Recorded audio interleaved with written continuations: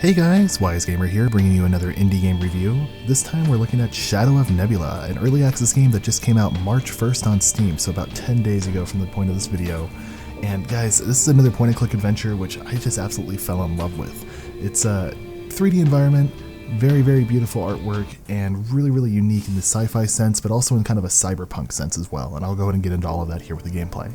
So basically in this game, you are a Star Courier who is getting ready to kind of like retire from the fleet. You're kind of doing your last mission, you have some type of malfunction, your ship crash lands onto a planet that's supposed to be completely uninhabited.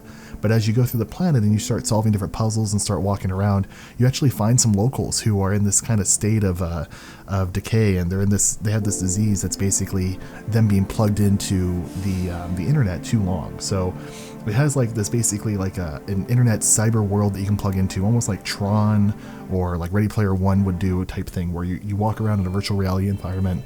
You actually have these different gateways and portals that like connect into an IP address basically to like jump into that area, and you'll have more puzzles to solve in that area.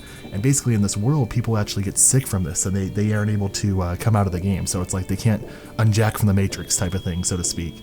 And you kind of get stuck in there. So it's a year like 3100 or 3102, excuse me.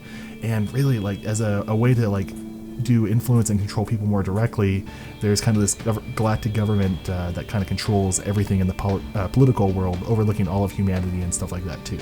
So there's all these different technology advancements, obviously, in the last 1,000 years or so from present time to now. And as you go through in this crash landing, you start kind of unraveling a bunch of different secrets and mystery, and you're trying to solve the story of what actually is going on here on this planet that's supposed to be uninhabited but actually has people. How come the corporation is telling you that it's uninhabited but there really are people here? So there's a lot of plot twists in the story and stuff like that too. And being a point-and-click adventure, it wouldn't be a good one without having a lot of great puzzles too.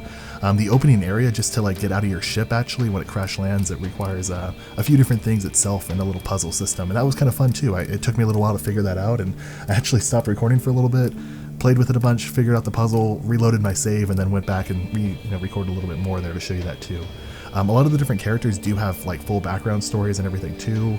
And then again, there's like this cyberspace parallel world, which allows you to go in and kind of like virtually walk around through the internet basically and jump into other people's minds. So like I found a guy who was just sitting there, and I tried talking to him, but he's in this kind of like coma state almost, because he's just stuck in the cyberspace.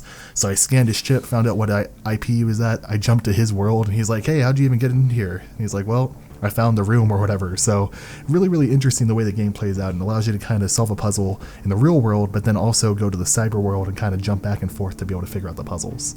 So there's a lot of like optional knowledge and like additional content that you can find in that cyber world, with like this built-in like info cube thing that is there, and it kind of like houses like all the information about rocks and crystals and things like that you come across too. It's really neat how they did all of it. Visually, like I was saying, this game is absolutely beautiful. I love the artwork in it. It really comes to life as you go throughout the different areas, and the environments are just so well done and very rich, and the cyberpunk totally looks like a Tron style cyberspace virtual reality world that I'm walking around in. I really love what they did here.